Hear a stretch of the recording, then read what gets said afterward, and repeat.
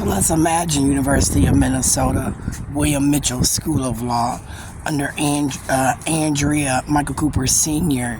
and Amy Jane Goetz, Bobby Joe Champion, a case study of students like Atlee Riley using our identity, collecting FAFSA, putting a lot of withdrawals and things in our name, where they've been drawing from a fund that Kim Ellison and Michael Favors created specific to Keith Ellison, Bobby Joe Champion, where Don Samuels as city council then, Barb Johnson as city council then, where now Andrea, is it Perkins? I'm not sure your last name, but I know Jeremiah Ellison's last name might have taken those two seats, and with a younger frame of mind, Andrea and Jeremiah begin to terrorize me even more based on the amount of money that was due me from Jeremiah Ellison's dad and mom, based on the money that was due me through the abuse of Amy Jane Goetz, who was, it wasn't affiliated, but I correlated to her gender, which was a woman, and her sexuality as a gay woman, where she retaliated based on the fact that she might have had an attraction to me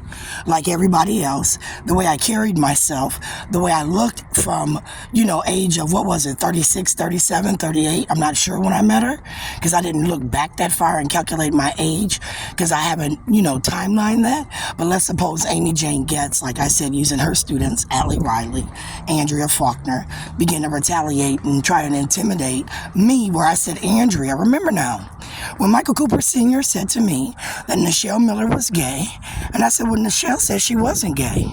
I said that, I don't know if her and Andrea are having some type of relationship or not. That's not my business. What I do know is at that time we had went up north, and as we went up north, Tiffany, Lisa, Amelia, Nichelle, who didn't go that year, they said it was because Andrea and Nichelle was now having a dispute amongst each other because they were gay and in love. And they said that that's when Andrea had got with Raymond, if I'm not mistaken, and now was delivering one of Raymond's children, and Nichelle wanted to watch. And because Andrea and Nichelle was in some type of relationship, and it was ending, I heard that Nichelle couldn't watch her deliver Raymond's first child. And I thought that's when they said that Andrea was getting money from Nichelle. And Nichelle said, that's why me and you won't be doing no money business transactions, because friends don't do money transactions. Nichelle told me that money comes between friends, and we was cool as fuck. So she didn't want to borrow me no money, but what she did do was let me get a washing machine from her so that I didn't have to borrow no money from her. And then that's how I got my washing machine from, I believe it was the washer and dryer, I'm not quite sure, Nichelle Miller. But at that time it came out that Andrea and Nichelle was fucking. And then I asked Nichelle, I said, well, after we got back from up north, Tiffany and Andrea was trying to tell Michael Cooper Sr. that because me and you was hanging together, that I was fucking you. That's what Andrea was telling people. That's what Michael Cooper Sr. said. So I went to go ask Andrea when she lived on Dutton, right? Did you tell my ex that me and you were fucking, or me and Nichelle was fucking? She said, no. I said, because bitch, I ain't gay.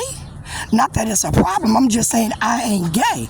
And me and Nichelle was cool because at the time Michael Cooper Sr. was cheating on me. He was telling me I needed to stop hanging with his family.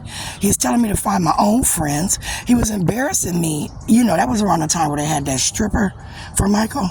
His mama was saying I was cheating on him at my mama's house with Kendrick, so he was saying, foul ass shit to me. He was telling me to get my own friends and family, stop hanging with him, so I started hanging with Nichelle. And then he got mad. And Nichelle said, no, I ain't gay. I said, okay, but they're saying you're gay. They're saying you wanted to watch Raymond's baby be delivered. And that's why you and Andrea fell out and you didn't go up north. I'm just telling you. And then me and Nichelle fell out because they said, well, Nichelle was trying to push up on Michael. Like, what?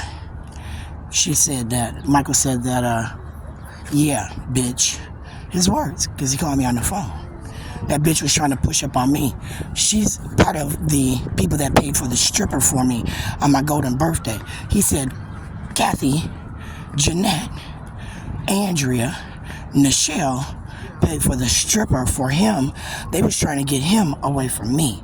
And they thought that by getting him a stripper, embarrassing me in my living room, and him fucking the stripper after would make me leave Michael. But actually what ended up happening was they paid for a stripper to bounce up and down on him, and then that nigga took me upstairs and fucked the shit out of me as his mama entered the room talking about, well, where did he go? Where did he go? Well, he went with his woman, bitch. Y'all didn't get enough then, did you? I said, that's when they started hating me. I said, they had that much hate for me at that time. Now everybody's telling me, about his family hate. But see, I thought Michael loved me. That was significant to me and him.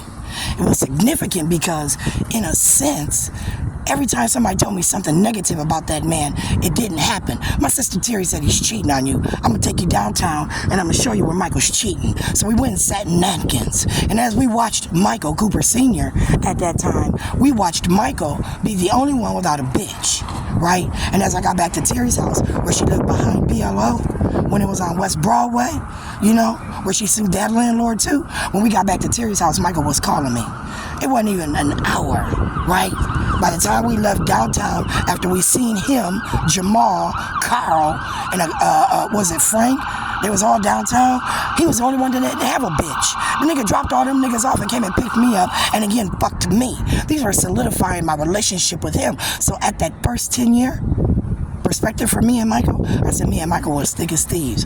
And his friends never thought he was going to leave me till Robin came along. And he fell in love with Robin, and I said, that's okay. So I said, okay. In theory, for me, if you don't love me, I'm going to set you free, right? And I'm going to be gone, because I'd rather you love somebody else versus hate me.